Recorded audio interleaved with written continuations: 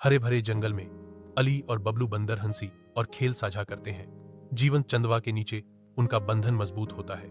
अली की उदारता चमकती है क्योंकि वह बबलू को फल प्रदान करता है।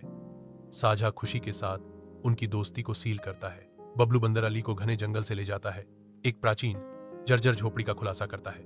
एक साथ वे भूले हुए घर के अंधेरे में कदम रखते हैं। अली झोपड़ी में छानबीन करता है, उसकी आंखों में एक रहस्यमय मानचित्र की तलाश करते हुए उम्मीद टिमटिमाती है। वह नक्शा प्राचीन और रहस्यमय अजीब निशान दिखाता है जो भूले हुए रहस्यों का संकेत देते हैं। अली बबलू को नक्शा दिखाता है, यह तो किसी खजाने का नक्शा लगता है। अली और बबलू घने जंगल में साहस दिखाते हैं, खजाने की उनकी खोज शुरू होती है। प्राचीन मानचित्र उन्हें एक रहस्यमय गुफा की ओर मार्गदर्शन करता है।